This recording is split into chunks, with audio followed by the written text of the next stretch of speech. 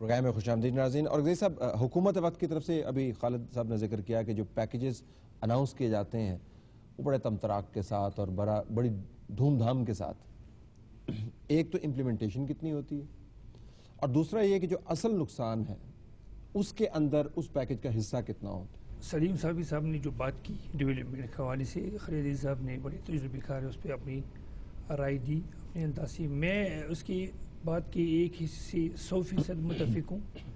وہ یہ حصہ ہے کہ ڈیولپمنٹ کے جو فنڈ بڑے ہیں وہ اب بڑے ہیں، پہلے فنڈ نہیں تھے. پہلے جب میں MLA بنا اس وقت 1.2 ارب پورا فاٹا کا PSDP تھا. تو یہ آہستہ آہستہ ابھی ہماری مدد سے، حکومت کی مدد سے ابھی بڑے ہیں، لیکن عملاً ادھر لگی نہیں ہے. اس حوالے تک میں متفق ہوں.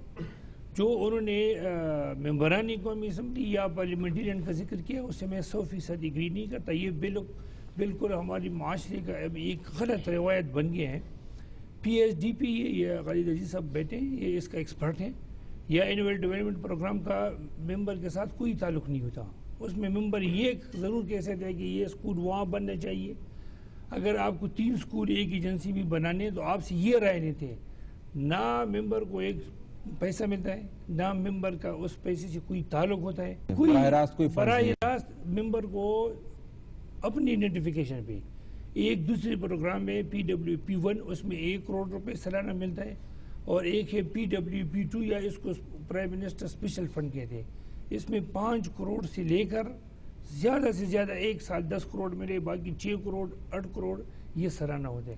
اس میں ممبر کو وہ بھی پیسہ نہیں آتا کہ وہ، میں تو یہ یہاں تک کہتا ہوں کہ جو MLA یا سینیٹر اگر اپنی سکیمز کے لیے مانیٹرنگ ایجنسی، خواہ وہ 1 2 3 یا 5 ہو. ہم نے تو آرمی کو خط لکھے ہیں، میں نے خود آرمی کو پچھلے سال بھی خط لکھا اور اس سال بھی، کہ میں بہت آپ کو مشکور رہوں گا کہ اگر آپ جا کے ہمارے فنڈ دیں گے. الحمدللہ کل ہماری ادھر سے آرمی کی ٹیم آ کے انہوں نے رپورٹ دی ہے، اور وہ لکھ کے دیا ہے کہ وہ الحمدللہ مجھے اس پہ فخر ہے. ہو سکتا ہے ایک آدھوں کا ایک آدھوں کا اسکیم کوئی آگے پیچھے کی ہو، لیکن جو پرسپشن عوام کے ذہن میں وہ نہیں ہے. تو پرسپشن پھر کی بنیاد کیا ہے؟ آپ کی رپورٹ میں تو سینیٹرز اور MNAs کو اڑا کے رکھ دیا ہے. وہ تو عوام کا اعتماد پتہ نہیں 3% بھی نہیں ہے ان کے اوپر. 1.2% ہے. اور یہ وہ نمائندگان ہیں جس سے ڈیولپمنٹ ہونی ہے، اور یہ وہ ڈیولپمنٹ ہے جس سے اسٹیبلٹی آنی ہے. یہ اس پرسپشن کی کیا وجہ ہے؟ کیوں وہ لوگ اعتماد نہیں کرتے؟ وہ تو کہتے ہیں رپورٹیں ساری اچھی ہیں ہماری. دیکھیں ان کا انٹریکشن تو آج کل کے جو حالات ہیں تو وہ تو اتنا نہیں ہوتا ہے. اسلام آباد میں لوگ ان سے ملنے آتے ہیں اپنے گاؤں. ہو سکتا ہے سیکیورٹی کی وجہ سے مجبوراً یہ جا نہیں سکتے. ایک وجہ تو یہ بڑی وجہ یہ ہو سکتی ہے. دوسرا، جس طرح انہوں نے خود کہا کہ جی ہمیں اتنے پیسے نہیں ملتے، فنڈز نہیں ملتے، تو جب ان کو فنڈز نہیں ملیں گے تو یہ اپنے عوام کی کیا خدمت کریں گے بقول ان کے. تیسری جو بات ہے وہ دیکھیں آپ کہ ایک کانسٹیٹیوشنل ایرر تو ہے کہ فاٹا جو ہے ریپریزنٹڈ ان دا پارلیمنٹ، لیکن اس طریقے سے ان کا کوئی رول نہیں بنتا. جب ڈیسیجن میکنگ ہوتی ہے پورے ملک کے لیے تو یہ قانون بناتے ہیں، لیکن فاٹا کے لیے یہ کچھ نہیں کر سکتے. ان کے لیے تو وہ فرد قانون بناتا ہے جس کا نام پاکستان کا. دلیل سے یہ سب اس نے غلط بولا ہے. میں ابھی دلیل آپ بھی مانیں گے اور یہ دونوں بھی مانیں گے، یہ بھی مانیں گے. اچھا لیکن لیٹ ہم کمپلیٹ. اچھا دوسرا دیکھیں تھوڑا سا لوگوں کے گریونسز ہیں. جب 18th امینڈمنٹ جو ہے پاس ہو رہی تھی تو منیر صاحب جو ہیں اس میں لیڈ کر رہے تھے فاٹا پارلیمنٹیرین کو.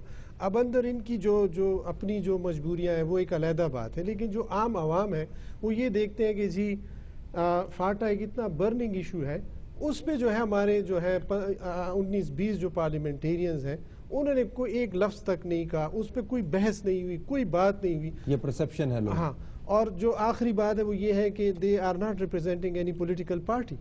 تو وہ ایک ماسز کا وہ جو سپورٹ ہے ان کے لیے نہیں ہے جس طرح ہونا چاہیے، جس طرح ہمارا تو خیال ہے کہ they are representing Peoples Party. ماشاءاللہ بالکل ان کے ساتھ ہیں. جی ذرا صافی صاحب یہ ایک علیحدہ سے ٹیکنیکل ایشو ہے. زمین پہ جو حقائق ہے وہ سب کچھ بتا رہے ہیں. MNAs اور سینیٹرز کے فنڈز وہاں خرچ ہو رہے ہیں یا نہیں.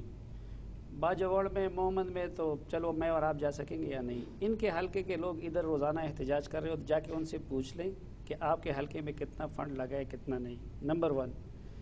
نمبر 2، پچھلے مہینے میں باجوڑ گیا ہوا تھا، اور وہ جو 25-23 اسٹوڈنٹ جن کو افغانستان لے گئے تھے، جو اس وقت پوری دنیا کی توجہ کا بھی مرکز بنے ہوئے تھے، ان سے میں نے پوچھا تو 23 میں سے 22 کے گھر میں ٹیلی ویژن نہیں ہے، صرف ایک کے گھر میں ٹیلی ویژن ہے۔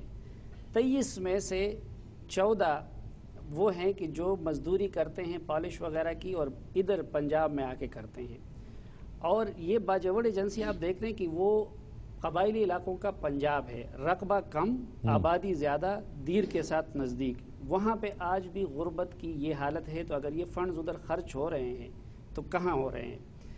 پھر تیسری بات جو آپ نے کہا نا کہ اسٹیٹ اور جو رولنگ کلاس ہے وہ اپنے آپ کو امیر کر رہی ہے، اور یہ تو حاجی صاحب بھی مانیں گے کہ آج ہر قبائلی کی زندگی وہ جہنم بنی ہوئی ہے۔ پچھلے 5 سالوں سے یہ لوگ اس حکومت کے ساتھ ہیں، صدر کے الیکشن میں، وزیر اعظم کے الیکشن میں، باقی جتنے بھی مرحلے آئے، ایمنڈمنٹس، یہ ساری چیزیں کورٹ میں بھی ساتھ بیٹھے ہوتے ہیں ماشاءاللہ، سپریم کورٹ میں فرنٹ رو میں بیٹھے ہمیں یہ بتائیں، وہ اس قبائلی علاقے کے چیف ایگزیکٹو ہیں، آج تک اس نے اس قبائلی علاقے کے 1 انچ زمین پہ قدم نہیں رکھا۔ کبھی انہوں نے ان کے سامنے احتجاج کیا؟ MKM والوں کا معمولی مسئلہ آ جاتے اس میں وہ حکومت سے نکل جاتے ہیں اور پھر آ جاتے ہیں۔ انہوں نے کبھی اس حکومت سے اس بنیاد پہ علیحدہ ہونے کی دھمکی دی، کوئی احتجاج کیا کہ ہمارے لوگ مر رہے ہیں، ہمارے ہاں مسنگ پرسن پورے پاکستان سے زیادہ ہے؟ پھر آ جائیں پیسے پہ، یہ اگر اس میں پیسہ نہیں ہے اور یہ سب کچھ نہیں ہو رہا تو آج سینٹ اور اس کا ممبر بننا فاٹا سے اپنی زندگی کو خطرے میں ڈالنے کے مترادف ہے۔ پھر سینٹ میں سب سے زیادہ قیمت فاٹا کے سینٹ کی کیوں ہے؟ اس پہ کروڑوں روپے لوگ کیوں خرچ کر رہے ہیں؟ اور ایک اور چیز، اگر یہ لوگ سب کچھ ٹرانسپیرنٹ کرنا چاہتے تھے تو ان سے پوچھے کہ آج سے چند دن پہلے انہوں نے کیا گورنر سے دوبارہ یہ نوٹیفیکیشن جاری نہیں کروایا ہے کہ ادھر MLAs اور سینیٹر جو ٹیکے دیں گے وہ ٹینڈر پہ نہیں ہوں گے بلکہ وہ من پسند افراد کو دیے جائیں گے؟ اگر آپ ٹرانسپیرنٹ کرنا چاہتے ہیں، اگر آپ ادھر خرچ کرنا چاہتے ہیں، آپ میڈیا کو بھی لے جائیں، آپ اوپن کر لیں، آپ ٹینڈر کر لیں، کمپٹیشن میں لے آئیں۔ جی یہ تو بڑی لمبی لسٹ ہو گئی ارگزئی صاحب۔